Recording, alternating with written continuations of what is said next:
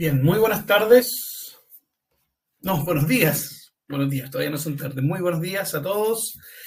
Muy bienvenidos a este webinar donde vamos a hablar acerca de impuestos asociados al mundo inmobiliario. Recién estamos comenzando, así es que por favor partamos con una prueba de audio. Todavía no se escuchaba porque todavía no partíamos. Por favor, ahí me escriben en el chat. Ahí sí dice Roberta, gracias. Hola.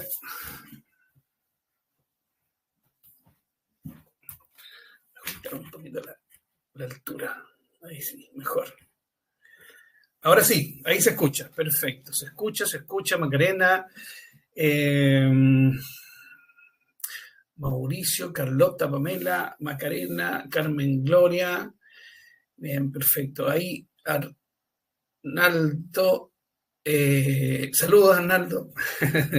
Veo ahí a varias personas que han participado antes en otros cursos con Learning Group. Así es que un gusto de saludarlos nuevamente. Bueno, hoy día vamos a hablar sobre un tema bien específico respecto del mundo de los impuestos. Evidentemente el mundo de los impuestos en el área inmobiliaria es bastante grande, hay muchas cosas que conversar, por lo tanto hoy día nos vamos a concentrar solamente en una pregunta que es muy habitual. Nosotros en Learning Group, una vez que finalizamos nuestros cursos, dejamos los datos de los profesores dejan sus celulares, dejan sus correos electrónicos, ¿bien? Y en general hay varios de los profesores, que me incluyo, que estamos permanentemente respondiendo preguntas a exalumnos. Y por mi parte, una de las preguntas más comunes que me hacen una o dos veces por semana, que se repite, es, profe, tengo un cliente que me dice que me entregó su propiedad para la venta y me pregunta cuánto va a pagar de impuestos si vende la propiedad. ¿Cuánto va a pagar de impuestos si vende la propiedad? Entonces, esa es una pregunta que depende, ¿cierto? La respuesta va a depender.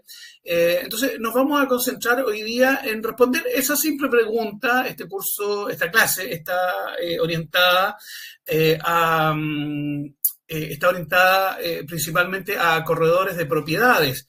¿Okay? Corredores de propiedades que tienen sus clientes, que venden sus propiedades y les hacen esta pregunta. Evidentemente, si usted es un propietario y quiere saber cuánto impuesto va a pagar, evidentemente es bienvenido, pero principalmente nos vamos a concentrar en poder responder esta pregunta, ¿sí?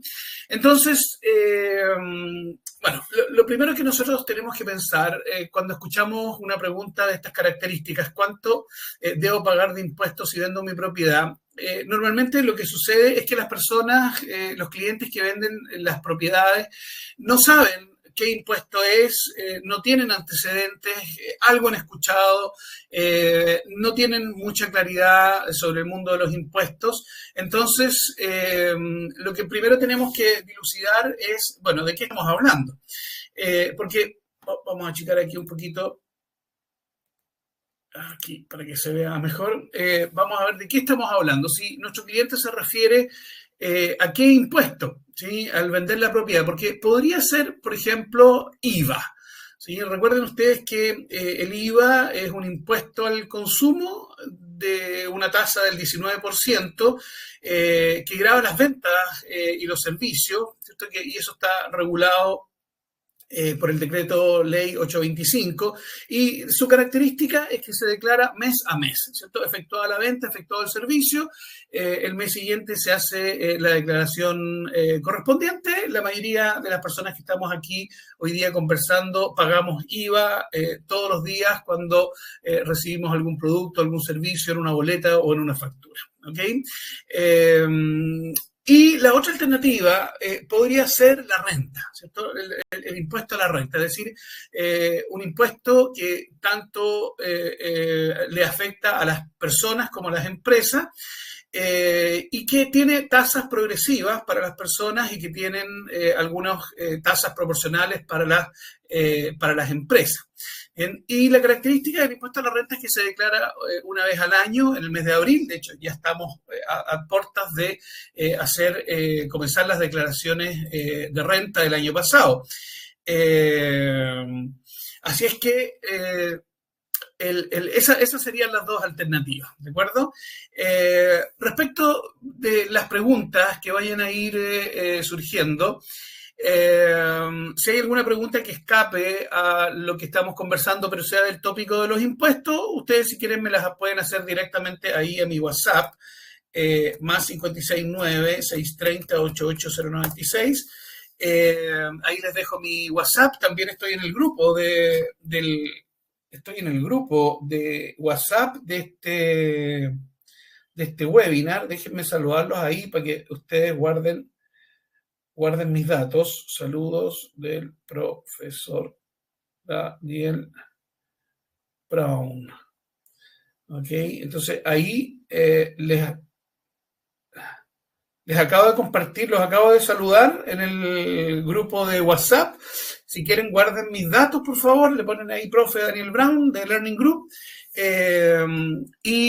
Dudas o consultas que ustedes puedan tener me las pueden hacer perfectamente ahí a mi WhatsApp, ¿sí? Escríbanme, si no me manden audio, escríbanme y yo encantado de poder responderles, porque evidentemente es muy probable que ustedes tengan una serie de preguntas que están asociadas al mundo de los impuestos inmobiliarios, pero no es precisamente de lo que vayamos a conversar hoy día, donde pretendemos estar unos 45 minutos hablando solamente, ¿sí?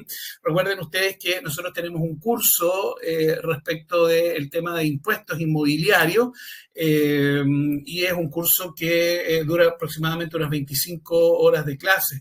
Entonces, hoy día solamente vamos a estar conversando 45 minutos. Lo otro que les quiero decir es que esta clase queda grabada, ¿sí? Así es que las personas que no pudieron participar, luego les enviamos un correo y les indicamos dónde pueden verlo. En general, pueden verlo en el blog de la página de learninggroup.cl. Bien, entonces, bueno, volviendo a lo que estábamos conversando, cuando nuestro cliente nos pregunta si va a pagar impuestos, las alternativas serían en la venta de su propiedad, sería el IVA y la renta. Demos una miradita rápida al tema del IVA para luego de eso concentrarnos en la renta. Bueno, de partida, las personas que venden propiedades van a pagar IVA si es que ellos son vendedores habituales. ¿Sí? El vendedor habitual, es decir, aquella persona que se dedica a vender propiedades en forma habitual, ya sean inmuebles nuevos o de segunda mano, seminuevos le llaman, son contribuyentes que van a tener que pagar un impuesto del IVA, ¿sí? Y respecto a eso, hay una clasificación. La ley de IVA habla de vendedor como cualquier persona natural o jurídica que se dedique en forma habitual a la venta de bienes corporales, en este caso inmuebles, aunque los hayan construido ellos o los hayan adquirido de terceros. Ahora, ¿quién califica a una persona como un vendedor habitual? Bueno, eso simplemente lo califica el Servicio de Impuestos Internos. Eso se va a ver caso a caso. Hemos ido sumando jurisprudencia al respecto en los últimos años, pero incluso en el 2020 se ajustó la ley de IVA, porque antiguamente se hablaba de que si tú comprabas una propiedad y la vendías antes de un año, inmediatamente calificabas como un vendedor habitual. Bueno, este párrafo de la ley 825 de IVA se eliminó en el 2020, entonces ya no existe un plazo igual o inferior a un año. Eso significa que si usted compra y vende una propiedad antes de un año, no califica como un vendedor habitual, por lo tanto no está obligado a pagar IVA. Entonces, ¿cómo el Servicio de Impuestos califica a los vendedores habituales? Básicamente por el ánimo. El ánimo se manifiesta por el monto de las transacciones, el volumen, la frecuencia, las utilidades que se obtienen, porque básicamente existen dos grandes ánimos en esto de comprar y vender una propiedad, y uno de ellos vamos a decir que es el ánimo del consumidor, que es una persona que compra una propiedad y eventualmente la vende en su vida o no. Y luego se compra otra y la vende. Por lo tanto, las personas en su vida compran propiedades y eventualmente las venden. El consumidor de esa propiedad lo que va a hacer es que normalmente la va a habitar y muy probablemente la habite toda su vida, y si la vende y se compra otra, probablemente pasen muchos años. Esto obviamente asociado a situaciones propias de la vida, como que la persona se casó, como que la persona, la familia creció, los hijos se fueron, etcétera, etcétera. Estos son hitos de la vida donde las personas típicamente venden sus propiedades. Por lo tanto, una persona que es un consumidor común y corriente no califica como un vendedor habitual. Sin embargo, si una persona compra una propiedad, supongamos en un remate, con el ánimo de vender esa propiedad, evidentemente es alguien que lo que necesita, que lo que quiere y anhela es vender esta propiedad rápidamente, ¿cierto? Va a comprar, por ejemplo, una propiedad en un remate, la va a remodelar y la va a vender rápidamente. Ojalá 2 meses, 3 meses después y obtener su ganancia, su devolución de capital, y lo que haría esta persona obviamente sería comprar una nueva propiedad y venderla y seguir el negocio. ¿Cierto? Cuando un prototipo de negocio funciona, lo que hacemos es que lo volvemos a repetir. Por lo tanto, esta persona calificaría como un vendedor habitual. Ahora, desde el punto de vista del ánimo, esa persona, como sabe cuál es su ánimo, lo que le corresponde es hacer un inicio de actividades en el Servicio de Impuestos Internos con el código 681012, que es compra y venta de propiedades, y pagar el IVA correspondiente. ¿Ok? Por lo tanto, en estricto rigor, ¿quién sabe? La persona que sabe si usted es un vendedor habitual es usted mismo. Es decir, usted, por el ánimo que usted tiene, si usted va a comprar una propiedad y va a vivir en ella durante muchos años y eventualmente la vende, evidentemente usted no es un vendedor habitual porque su ánimo no es comprar propiedades para venderlas. ¿Ok? Entonces, no existe una regla como la que existía hace algunos años atrás, de que si vendes una propiedad antes de un año, entonces calificas como vendedor habitual, o si son 5, o si son 7, o si son 2, o si son 3 en 2 años. Esa relación no existe, sino que es el Servicio de Impuestos Internos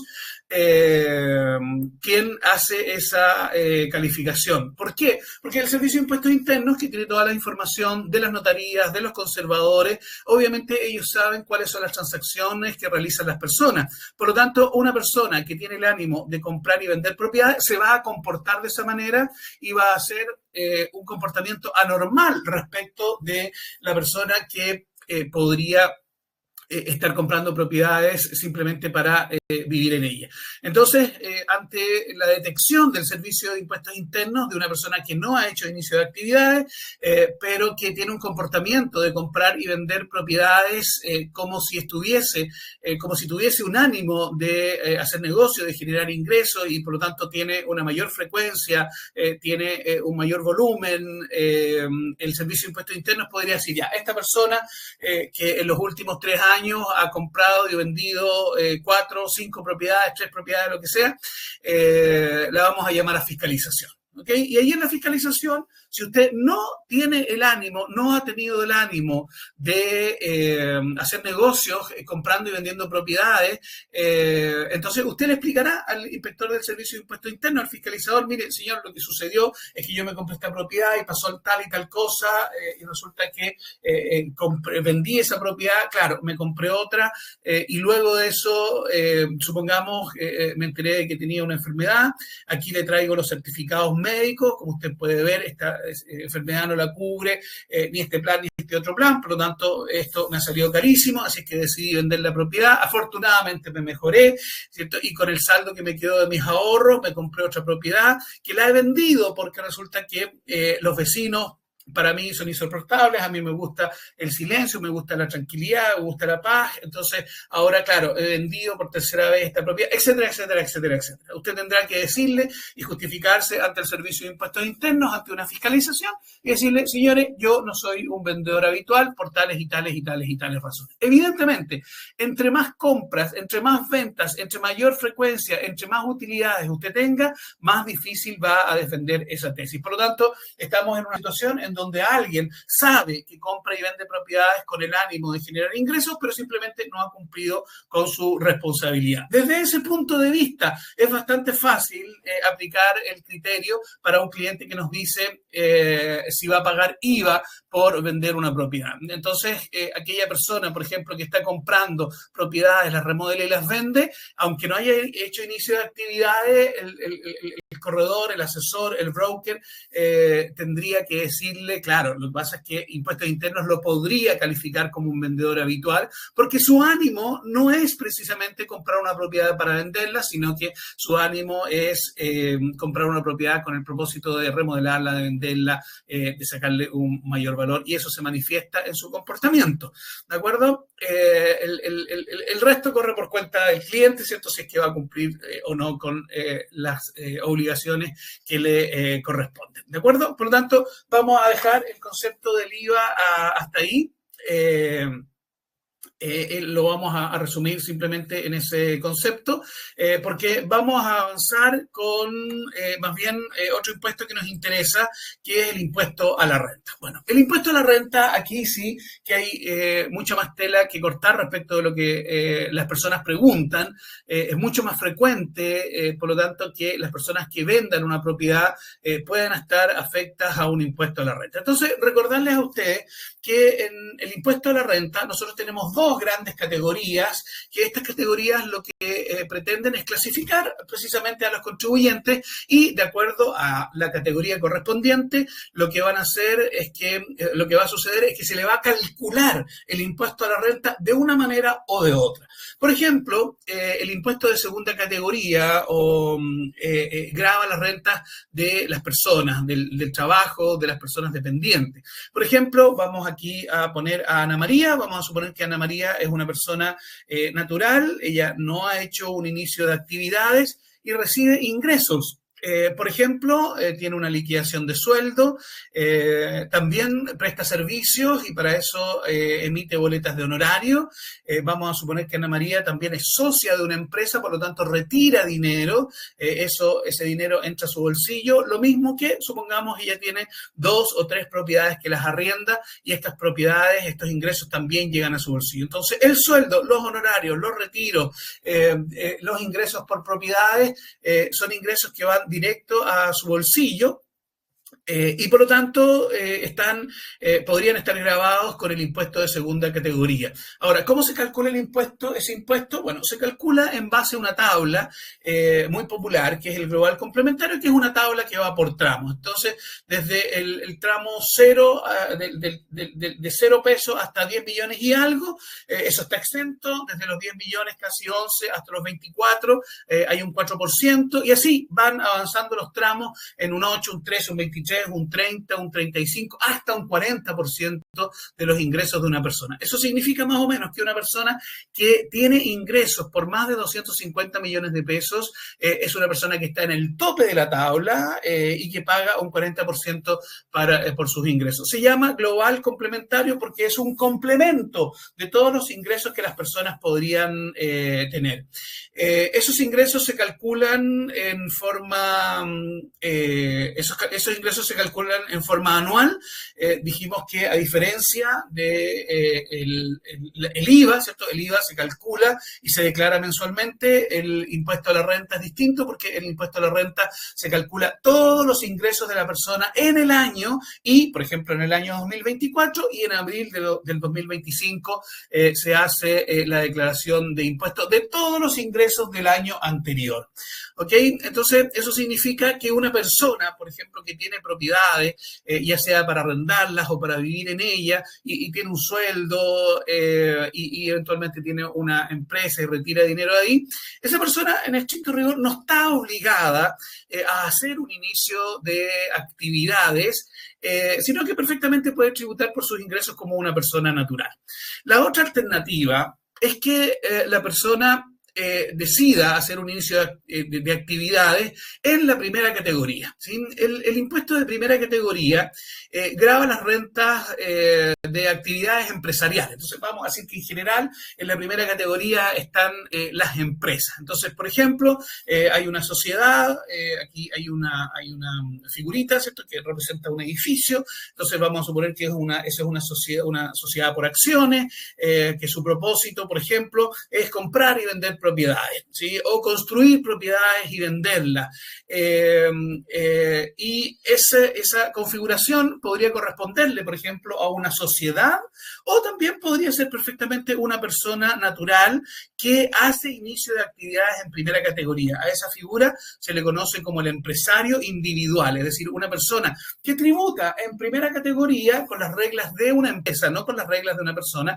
Esa persona sigue siendo una persona natural, pero tributa en primera categoría. A eso se le llama una ficción tributaria, porque desde el punto de vista legal el patrimonio no se ha separado, hay un solo RUT, en este caso las propiedades y los ingresos por la actividad comercial van al mismo RUT de la persona, no hay un RUT distinto, ¿cierto? Y esa figura se llama el empresario individual, o las personas naturales con giro también les llaman, pero la definición sería el empresario individual. Y la principal característica del cálculo del impuesto a la renta es que de los ingresos, esto con una contabilidad, con un estado de resultado, con el libro de compra, con el libro de venta, con el inventario, etcétera, etcétera, con una contabilidad completa, de todos los ingresos que la empresa tiene, le va a rebajar los gastos, en este caso son los gastos necesarios para producir la renta, y vamos entonces a obtener una utilidad. Y de esa utilidad se paga un porcentaje. Por lo tanto, la manera de calcular el impuesto es distinto a la de la persona natural, porque la persona natural se le calcula el impuesto en base a una tabla que ya la vimos en el global complementario, y a las empresas se le calcula en base a un estado de resultado donde hay una utilidad. Y esa utilidad paga, en este caso, en Chile, un 25 o un 27%, con algunos descuentos que han pasado, por ejemplo, en pospandemia, del 12,5, del 10%, etcétera, etcétera, con todas las excepciones correspondientes. Entonces, en este contexto, vamos a decir que una persona que tiene inicio de actividades y que compra y vende propiedades, esa persona ya se declaró como un vendedor habitual, y al hacerlo hizo inicio de actividades. Por lo tanto, difícilmente esa persona le va a preguntar a usted cuánto impuesto tengo que pagar si vendo mi propiedad, porque esa persona tiene claro el mundo de los impuestos, y ante cualquier duda lo más probable es que recurra a su contador para hacer las preguntas de rigor y no al corredor de propiedades, ¿cierto? Evidentemente, si el corredor de propiedades tiene conocimientos, pueden tener una conversación interesante respecto del tema de los impuestos.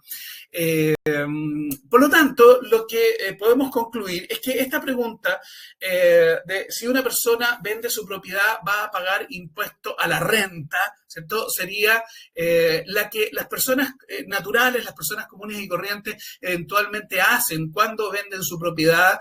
No son vendedores habituales, no están afectos a IVA, no tienen, estamos hablando de la venta, ¿cierto?, porque el arrendamiento es otra cosa, no tienen un inicio de actividades, ¿cierto? Entonces simplemente ellos han comprado su propiedad, eventualmente la van a vender y tienen esta preocupación. Por lo tanto, ahora la pregunta la vamos a acotar y vamos a decir si una persona natural que vende su propiedad debe pagar impuesto a la renta. Ahí entonces es donde tenemos que empezar a conversar respecto de este depende, ¿sí? El depende básicamente es porque resulta que existe una rebaja, tal como varios de ustedes han comentado acá, que esto también es bastante popular, porque las personas naturales pueden aplicar una rebaja también le llaman crédito, pero la gente se confunde cuando le llaman, cuando hablan de crédito, es como si alguien les va a prestar esa plata y quiere buscarla en alguna parte. Ojalá fuera así. Yo prefiero utilizar el concepto de rebaja. Y esta rebaja es de hasta 8.000 UF, esos son como 300 millones de pesos más o menos, al cálculo de la ganancia del capital. Es decir, la ganancia del capital, yo me compré una propiedad en X, me compré una propiedad en 10 y luego de eso la vendo en 15. Esa diferencia de 5 le llamamos la ganancia de capital. Por lo tanto, a esa ganancia de capital que las personas tienen en la compra y venta de sus propiedades, va a tener una rebaja de 8.000 UF. Y esto es de por vida, lo que significa que cuando la persona consuma sus 8.000 UF, entonces el excedente en adelante va a pagar impuestos. ¿Qué impuesto? Va a pagar impuesto de global complementario, o sea, se va a ir a la tabla del global complementario o va a pagar un impuesto único del 10%. Eso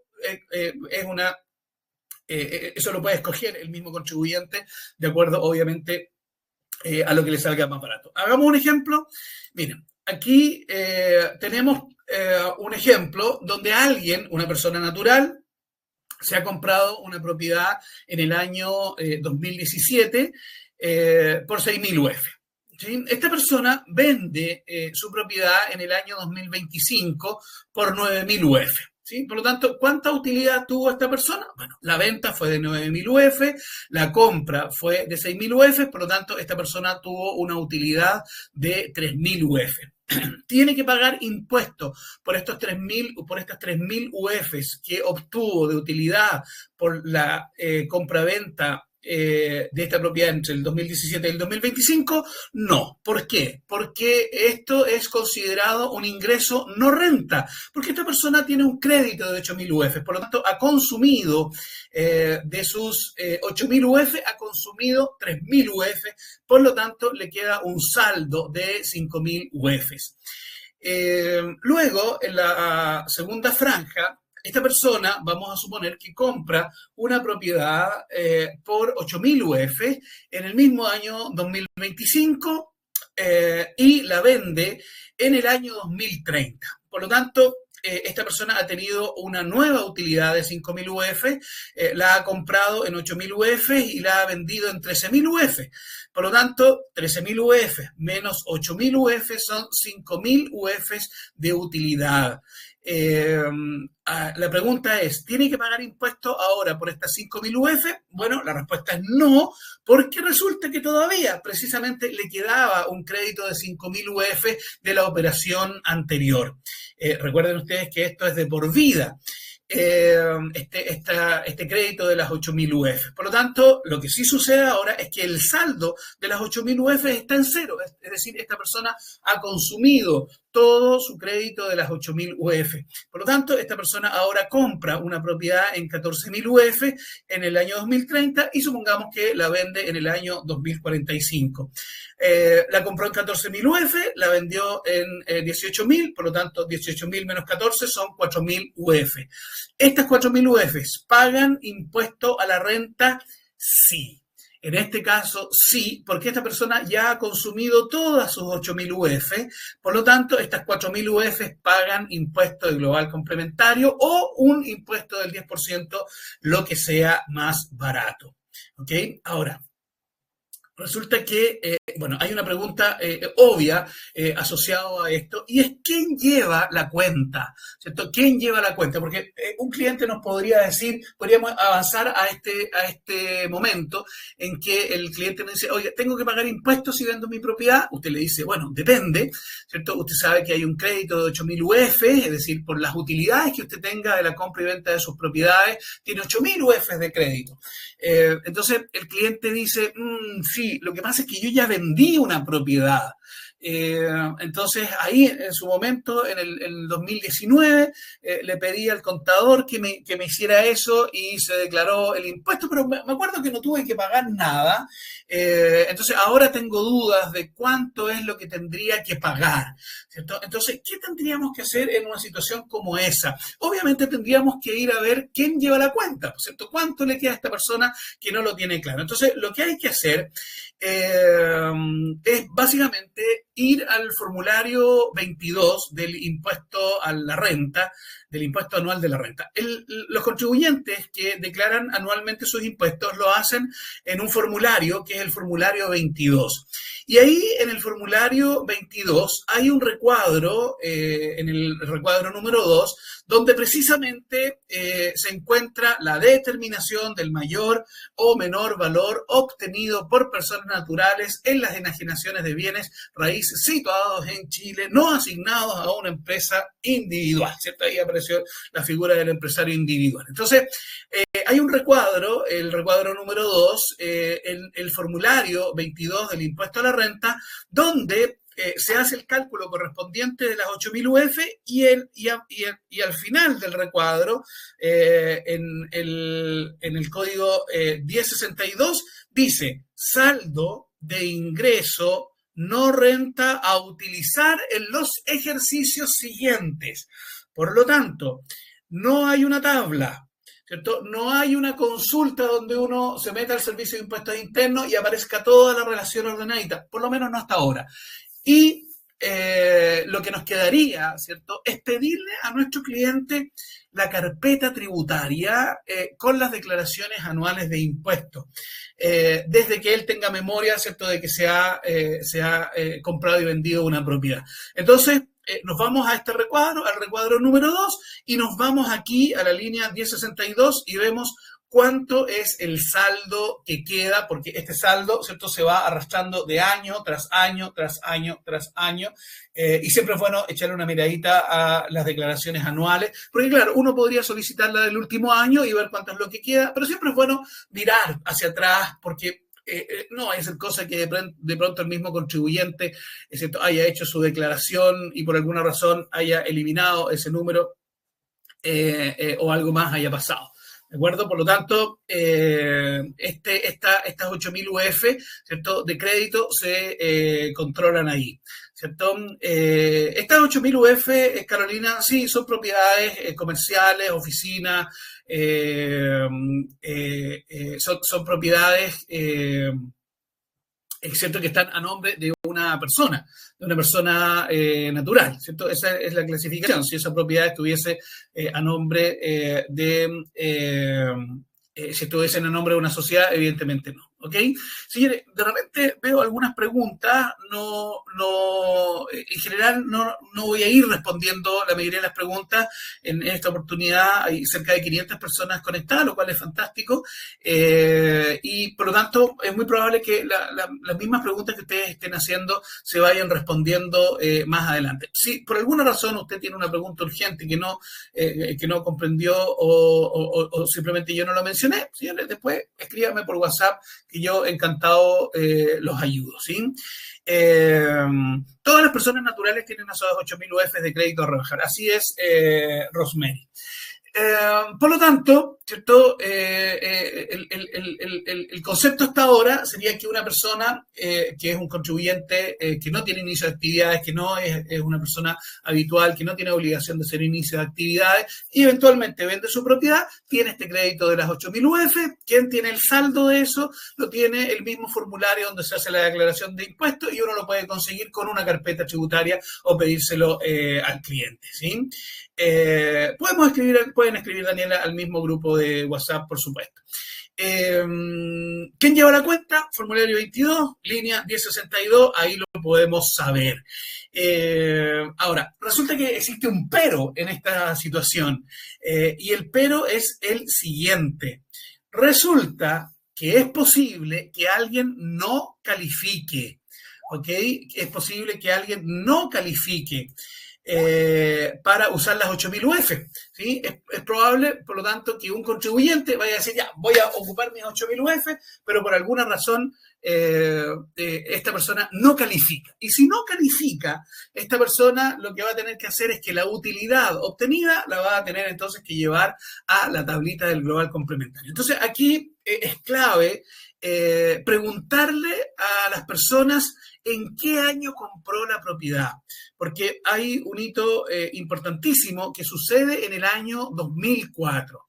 Desde la propiedad, si ha sido comprada desde el año 2004 en adelante, si la persona cumple los requisitos, no tiene que pagar impuestos. ¿Ok? No tiene que pagar impuestos. Las propiedades que se compraron antes del 2004 no pagan impuestos. Para ellos no existe lo de las 8.000 UF, no existe el 10% por el saldo.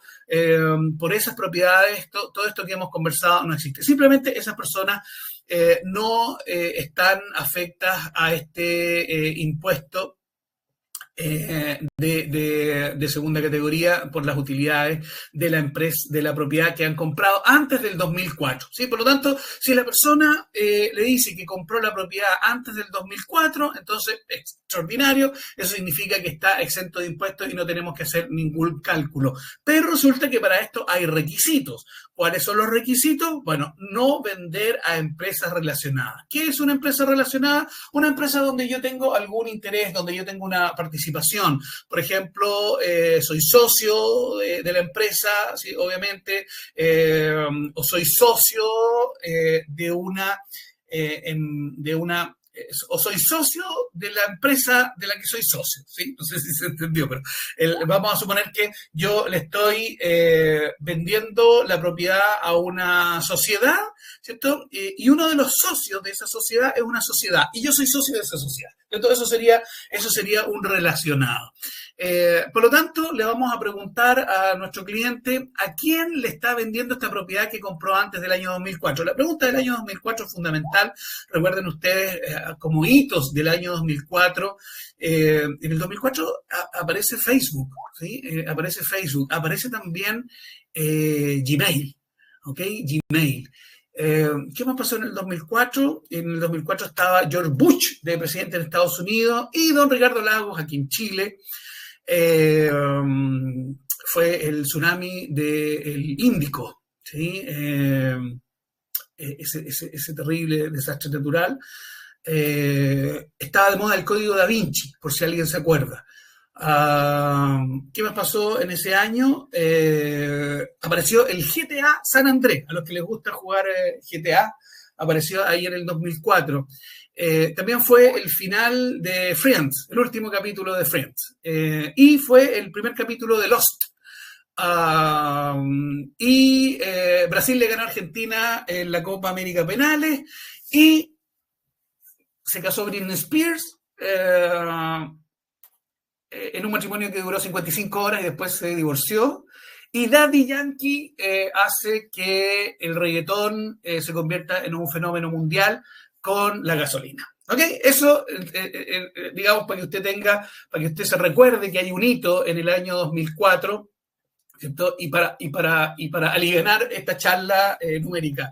Por lo tanto, pregúntele usted si se acuerda a su cliente cuándo compró la propiedad. Antes de la gasolina de Yankee,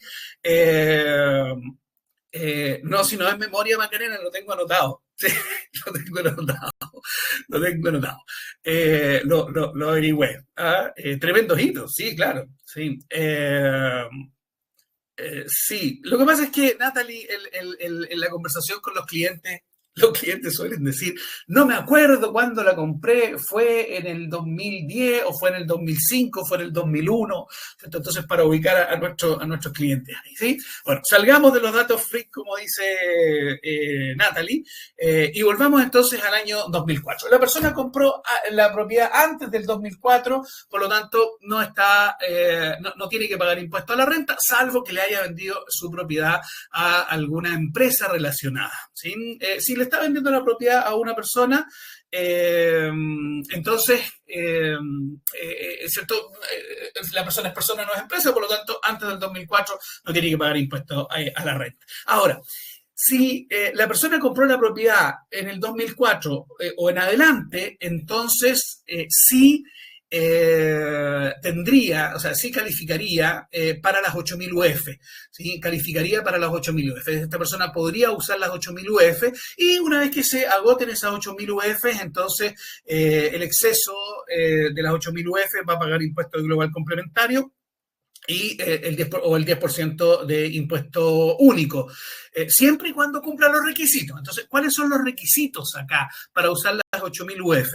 Bueno, primero, no venderlo a una empresa relacionada, lo mismo que en el año 2004. Segundo, no venderla a familiares, ¿sí? No venderla a familiares. Aquí aparece el mundo de los parientes. Y los familiares son, aquí tengo el detalle, son 3 generaciones hacia arriba y 3 generaciones descendentes. Y los colaterales. Eso significa que no puedo venderle la propiedad a mi cónyuge, que es una venta que no existe, ¿cierto?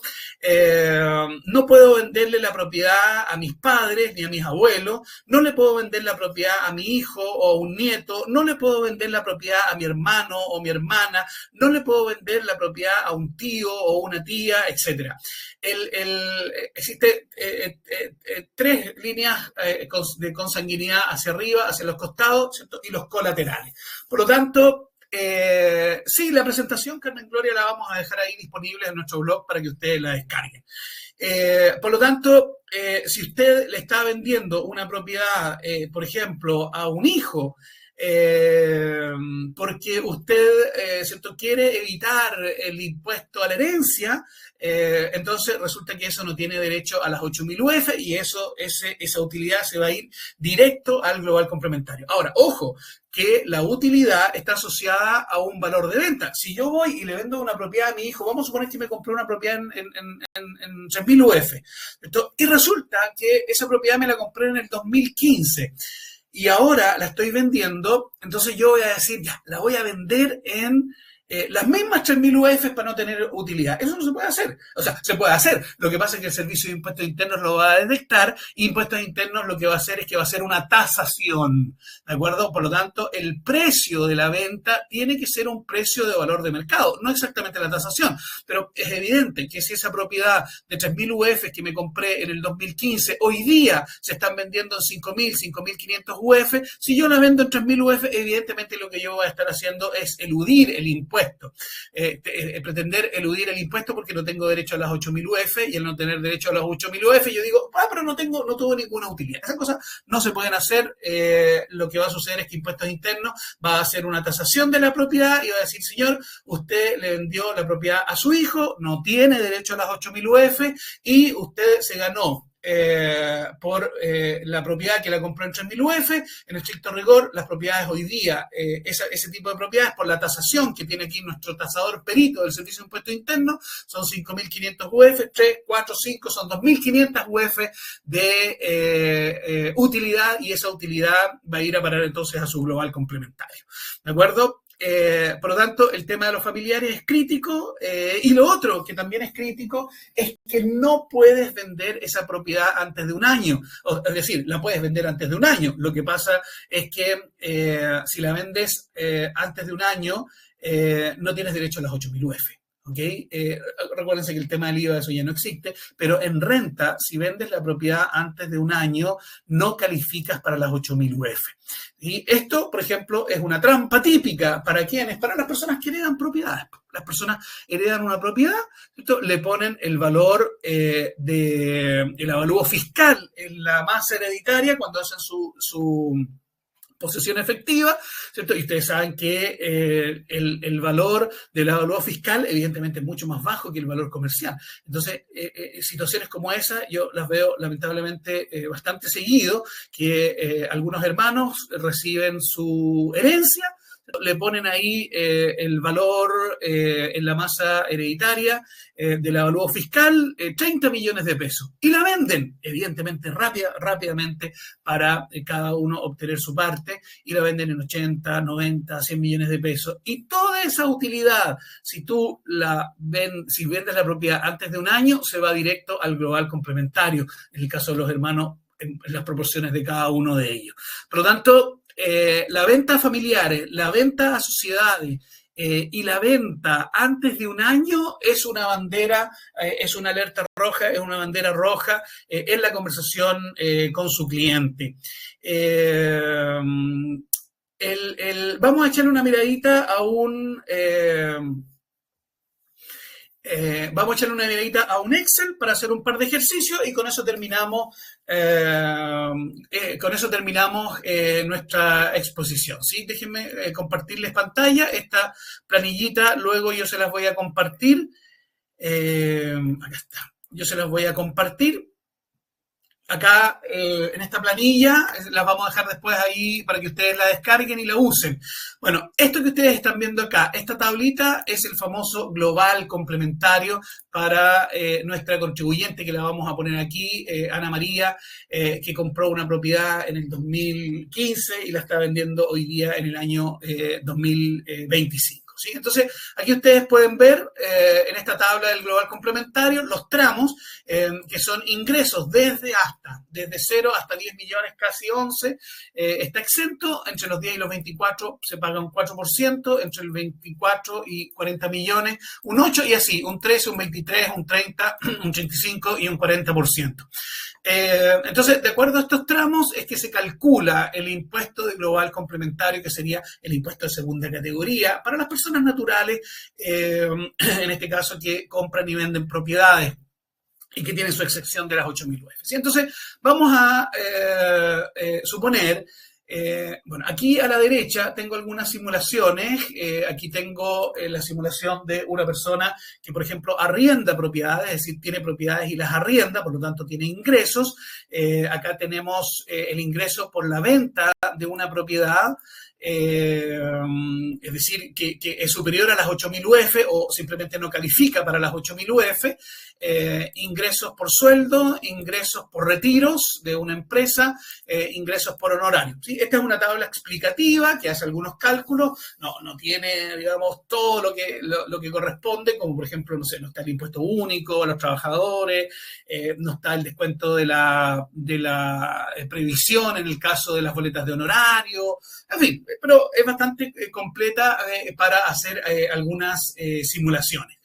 Entonces, vamos a suponer, ¿sí? vamos a irnos a un caso que sería el caso de alguien que compró una propiedad, que adquirió una propiedad por una posesión efectiva.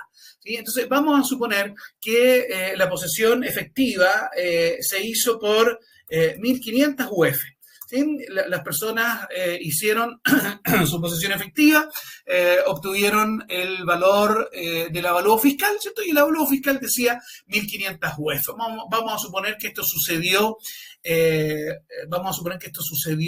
en enero, ¿sí? Hace 2 meses atrás, en enero del 2025. Bueno, lo que va a suceder es que mejor vamos a hacer, sí, no, da lo mismo la fecha, enero del 2025, ¿sí?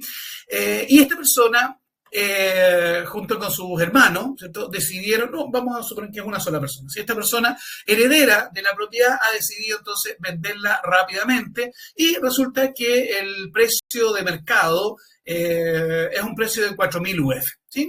Por lo tanto, esta persona ha tenido 2.500 UF de utilidad, es decir, tiene 97 millones de pesos si esto nosotros lo llevamos a pesos. ¿Sí? Entonces, vamos a ponerle aquí en nuestra tablita que esta persona ha tenido 97 millones de pesos de ingresos que van a ir a parar al global complementario. ¿Por qué? Porque al vender la propiedad antes de un año, esta persona no tiene derecho a utilizar las 8.000 UF. ¿Sí? 8.000 UF serían, a ver, 8.000 multiplicado por la UF, más o menos anda por aquí, 310 millones de pesos sería el crédito. Bueno, esta persona no tiene derecho a... vamos a poner eso, ¿sí? No tiene derecho a las 8.000 UF porque ha vendido su propiedad antes de un año. Entonces, ¿cómo se calcularía en este caso el impuesto a la renta? Bueno, el impuesto a la renta se calcularía en base al global complementario. Entonces, tenemos el total de ingresos de una persona por 97 millones de pesos Entonces, estos 97 millones de pesos, vamos a suponer que es el único ingreso que esta persona tiene.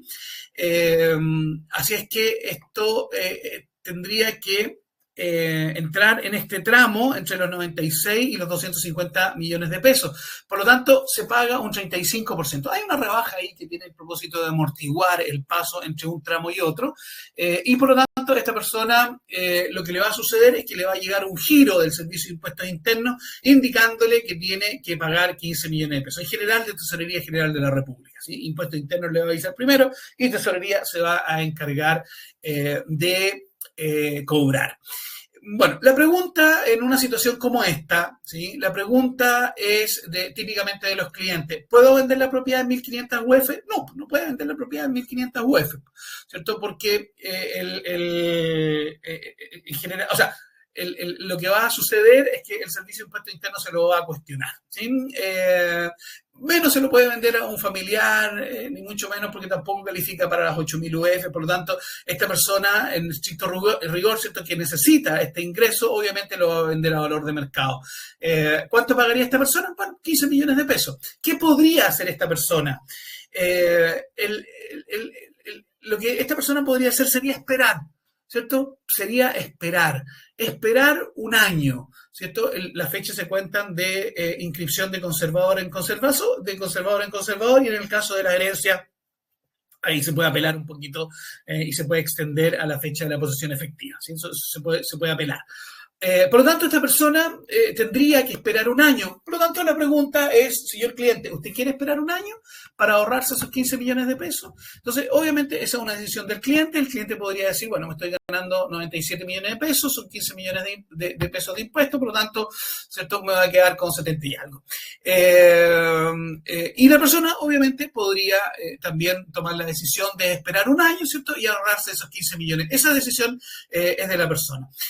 Porque obviamente, si por ejemplo la propiedad se vende en 2.500 UF, miren lo que sucede. Por 2.500 UF, esta persona va a tener una utilidad de 1.000 UF, ¿cierto? La compró en 1.500, la vendió en 2.500, tiene 38 millones de utilidad, por lo tanto, si llevamos los 38 millones de pesos al global complementario, estos 38 millones de pesos caen aquí en este tramo de la tabla entre los 24 y los 40 millones de pesos y pagan un 8% menos una rebaja, es 1.690.000. Entonces, de la utilidad de esta persona, la persona podría decir, oiga, ¿sabe qué? Yo claro, me voy a ganar cerca de 40 millones de pesos en esta transacción, claro, y tengo que pagar 1.600.000, gracias, señor corredor, por el cálculo que usted me hace aproximado.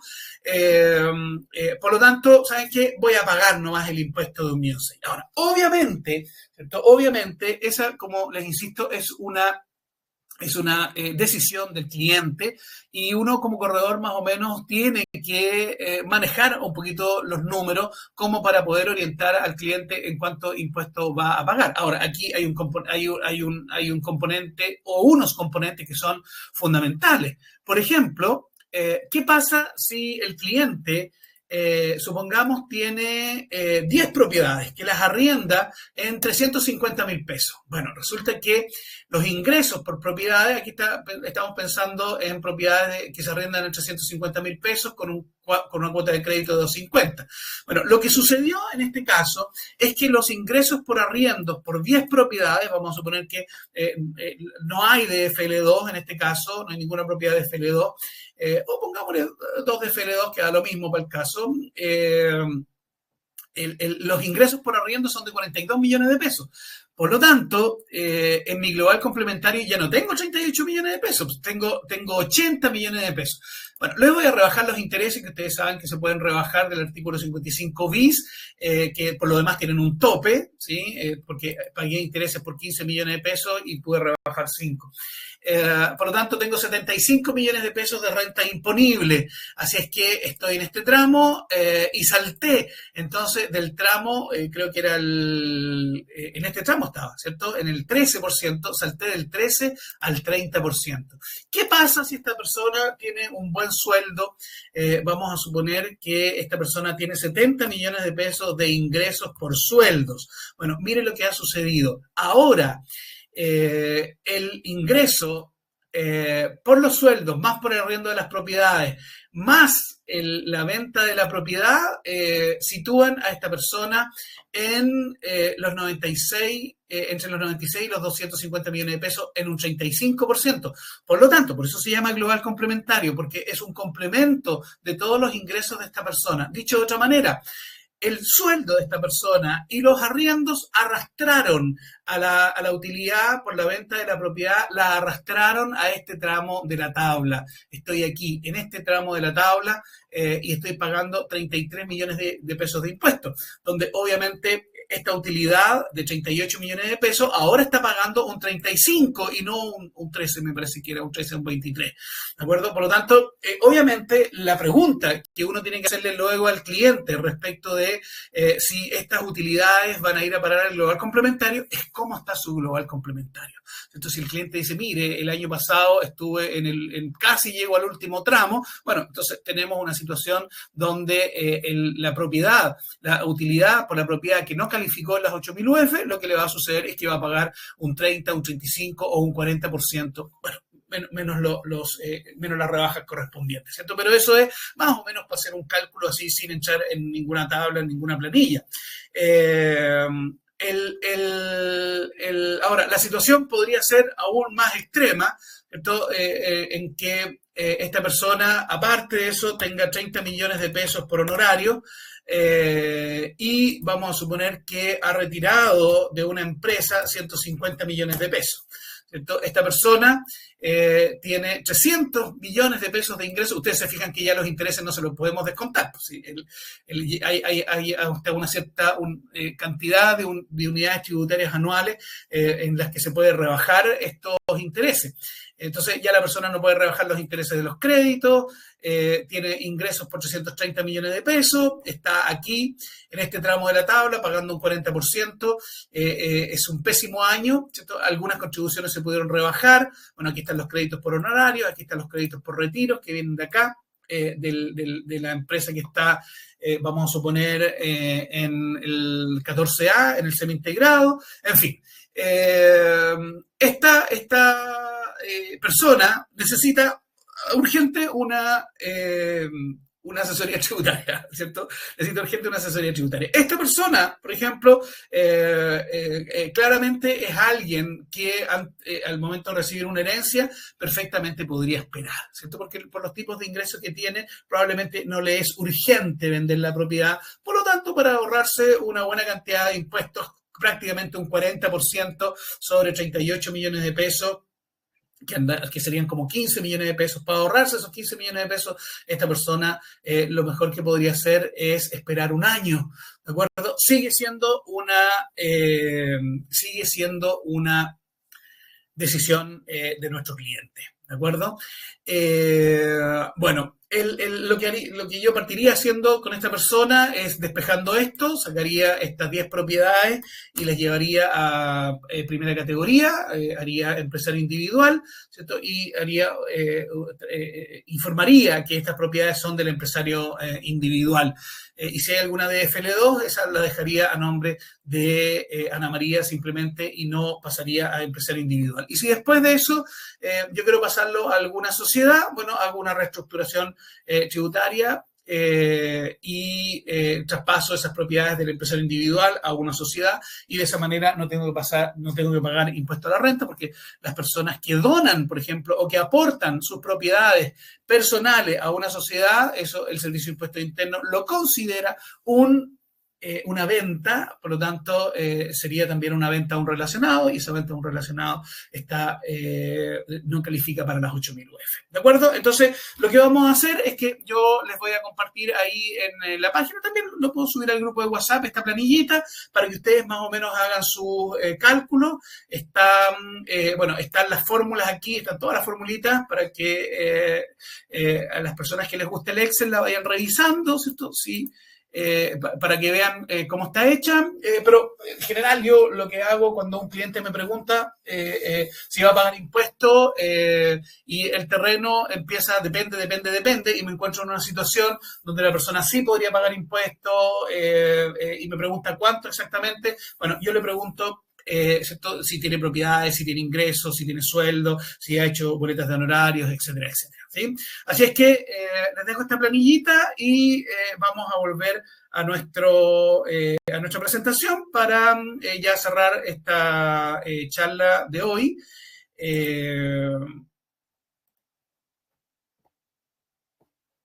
Acá, ¿sí? Entonces, bueno, ¿qué cosas son importantes de saber respecto del mundo de los impuestos? Bueno, ¿cuándo pasar a primera categoría? ¿Sí? ¿Cuándo pasar a primera categoría? Es decir, una persona que renta propiedades, que compra y vende, ¿cuándo le conviene pasar a primera categoría? Es decir, ¿cuándo ser o empresario individual o cuándo crear una sociedad y pasar las propiedades a esa sociedad de alguna manera? Lo otro que es importante es planificar la herencia. ¿Sí? Lo otro importante es planificar la herencia, porque si ustedes leyeron entre líneas, yo debería aumentar la masa hereditaria y no poner el valor del avalúo fiscal, ¿no es cierto? Subir el avalúo fiscal y ver qué es lo que me sale más barato, si el impuesto a la herencia o el impuesto al global complementario. Lo otro que es importante saber es respecto del tema de las donaciones, los aportes. Eso también es muy importante porque de pronto las personas aportan propiedades, hacen donaciones y piensan que por el hecho de aportarlas o donarlas no están afectadas a impuestos y eso es un error. Lo otro importante es entender el tema del DFL2. El DFL2 implica que algunas propiedades que califican, que son propiedades habitacionales, con destino habitacional, que califican para estar exentas de impuestos, son muy interesantes porque eso significa que una propiedad de FL2 que yo arriende, por ejemplo, no está afecta a impuesto global complementario. Si yo la arriendo con muebles, tampoco está afecta a IVA, no tengo que pagar IVA. Si usted lo arrienda por Airbnb, porque las propiedades que se arriendan con muebles pagan IVA. Eso me obliga a hacer inicio de actividades en primera categoría y hacer una factura, etcétera, etcétera. El caso de los de FL2, no estoy obligado a pagar IVA tampoco. Ahora, también es importante que las personas que arriendan propiedades con muebles y ya estén afectas al IVA, tienen una rebaja del 11% del avalúo fiscal anual. Ese cálculo hay que sabérselo para poder hacer la factura correctamente con el valor exento dentro de la misma factura o la boleta. Lo otro que es fundamental es cómo recuperar IVA. Si me compro una oficina, si me compro una propiedad nueva y me entregan una factura, ¿cómo yo recupero ese IVA? ¿Cómo le pido al Servicio de Impuestos Internos? Me compré un departamento por 70 millones de pesos. ¿Cómo yo recupero 8 millones, 10, 12 millones de pesos de impuestos de IVA? Que luego se lo tengo que ir devolviendo al fisco, pero me queda como caja, me queda como liquidez. Eso es fundamental, sobre todo para las personas que invierten en propiedades. Y bueno, y luego de eso, el concepto de la primera categoría, que es el uso de la depreciación, que en términos generales lo que hace la depreciación es que me permite no pagar impuesto a la renta o postergar el pago del impuesto a la renta durante muchos años. Por eso en general conviene a un inversionista que se mueva a la primera categoría y luego de eso siempre yo tengo que ser capaz de poder hacer mis configuraciones, ¿cierto? Si tengo algunas propiedades, cuáles voy a dejar a nombre mío, cuáles voy a pasar a primera categoría, cuáles de esas voy a pasar a una sociedad, qué pasa si compro una propiedad y le digo a la mutuaria o al banco que la deje a nombre de una sociedad, pero yo pagando el crédito. Esas son configuraciones que son interesantes de analizar. Para eso nosotros tenemos un curso sobre tributación inmobiliaria, el curso de tributación inmobiliaria, déjenme ver dónde está. El curso está en la página web de Learning Group. Ahí les dejo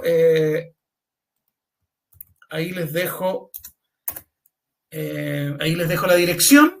¿Sí? Este es un curso que tiene un valor de 150.000 pesos, pero va a tener un precio de 135.000 pesos hasta el 14 de marzo. Eso es hasta mañana, hasta las 23:59. Entonces, si alguien quiere profundizar en esto, esto se puede pagar con tarjeta de crédito hasta en 12 cuotas. Así que si alguien quiere profundizar en eso, ahí les dejo el vínculo y recuerden que se puede pagar hasta mañana con este precio preferencial de 135.000 pesos. Es un curso que parte el 19 de marzo. ¿Sí? Aquí está el detalle de las clases, de los contenidos. Aquí está todo el detalle de los contenidos para que ustedes lo revisen. Es harta información.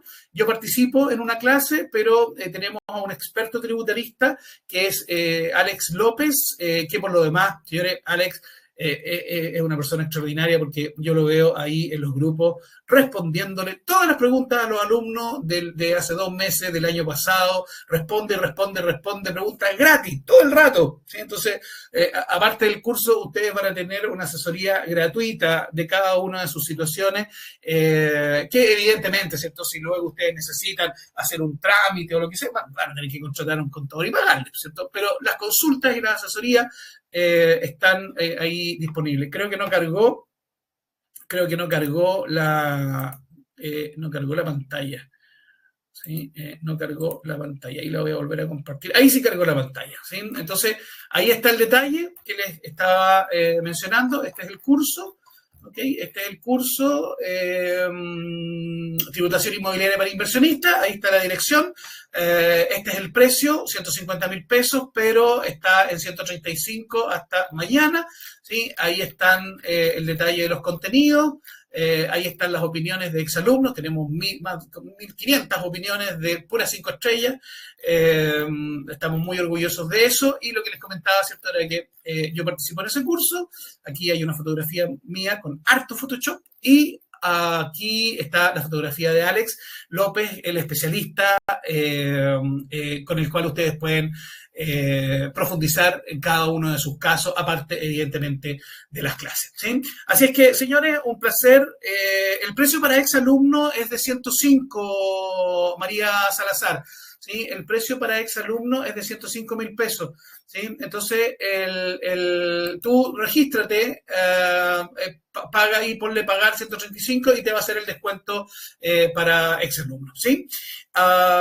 Señores, un placer haber podido conversar con ustedes. Lamento no haber leído todas las preguntas y haber respondido, porque si no vamos a estar hasta 5 de la tarde haciendo eso. Y la idea era compartir solamente un concepto, básicamente la respuesta a la pregunta: ¿cuánto tengo que pagar de impuestos en caso de que alguno de sus clientes así le haga esta pregunta? ¿Ok? Les quiero pedir un favor, señores, ahí en el grupo de WhatsApp. En el grupo de WhatsApp, en unos minutos más, les voy a compartir el Excel, les voy a compartir la presentación también, y les quiero pedir un favor enorme, ¿sí? Les quiero pedir un favor enorme. Les voy a compartir un vínculo donde ustedes pueden calificarnos a nosotros como Learning Group, ¿sí? Eso es una calificación de Google. Entonces, si a usted le gustó la charla, no importa que no tome el curso, da lo mismo, iba a usar el Excel y de algo le sirvió esta charla, ¿cierto? Usted ahí en el grupo de WhatsApp póngale unas 5 estrellitas, estuvo buena la charla o lo que sea, porque eso a nosotros nos sirve muchísimo, ¿sí? ¿Dónde? El grupo de WhatsApp. El grupo de WhatsApp, déjame compartirlo. El grupo de WhatsApp para las personas que no están en el grupo de WhatsApp. A ver, las personas que no están en el grupo de WhatsApp, les voy a compartir por acá el vínculo para que no se pierdan nada. Entonces, seguimos la conversación allá, ¿sí? Recordarles que la próxima semana, el día martes, tenemos un webinar de cómo completar la declaración jurada, la 1835, para los corredores de propiedades, ¿ok? También les vamos a mandar esa información al correo electrónico. Aquí está el grupo de WhatsApp. ¿Sí? Lo voy a pegar varias veces. Súmense ahí al grupito, las personas que están ahí participando en esta charla, aprieten el botoncito, se van a sumar al grupo de WhatsApp y seguimos conversando ahí por el grupo de WhatsApp. ¿Ok? Así que en unos minutos más les compartimos la charla grabada, les comparto el Excel, les comparto la presentación, y lo más importante, ahí las estrellitas, por favor, si son tan amables, no le pongan, si no le pone 5, no le ponga nada, por favor, ¿ok? Y bueno, los interesados en profundizar en esto y volverse más profesionales en el mundo de los impuestos, los esperamos la próxima semana, ahí con el súper descuento que estamos entregando hoy día. Señores, a todos, muchas gracias, y que tengan un muy buen día.